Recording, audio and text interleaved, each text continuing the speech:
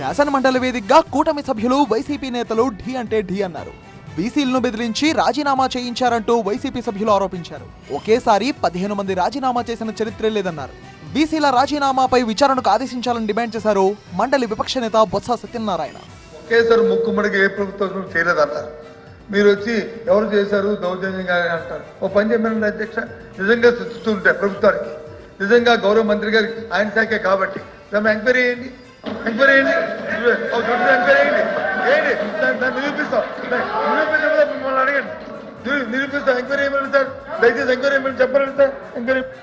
YCP నేతల వ్యాఖ్యల పట్ల తీవ్ర అభ్యంతరం వ్యక్తం చేశారు మంత్రి లోకేష్. బీసీలను ఎవరు బెదిరించారో చెప్పాలని సవాల్ విసిరారు. ఆధారాలిస్తే విచారణకు ఆదేశిస్తామన్నారు ఆయన.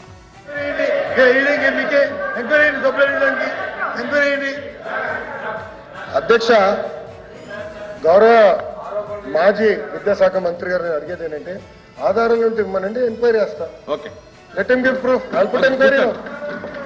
అరే మళ్ళీ ఆరోపణలు ఎడి చేస్తాడబ్బా బొత్స గారు, ఆరోపణలు ఎడి చేస్తాడండి, ఎవరో బెదిరించాడు, ఇవన్నీ ఆధారాలు ఇవ్వమని ఎంక్వైరీ చేస్తా.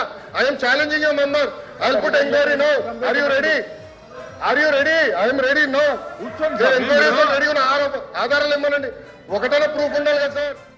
4 లక్షల మందికి ఉద్యోగాలు కల్పిస్తామన్న అధికార పార్టీ లెక్కలు చెప్పాలని వైసీపీ నిలదీసింది.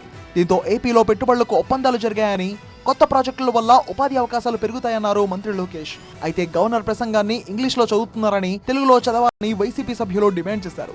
దీంతో ఫ్యాన్ పార్టీ సభ్యులకు కౌంటర్ ఇచ్చారు లోకేష్. ఇంగ్లీష్ మీడియంను ఊదరగొట్టిన మీరే తెలుగులో చదవమంటున్నారని విమర్శించారు ఆయన. అనంతరం తెలుగులోనూ చదివి వినిపించారు లోకేష్. 5 ఏళ్ల పాలనలో ఏం సాధించారని వైసీపీని ప్రశ్నించారు నారా లోకేష్. తాము అధికారంలోకి వచ్చాక 9 నెలల్లోనే స్టీల్ ప్లాంట్, పోలవరం, అమరావతికి నిధులు సాధించామన్నారు.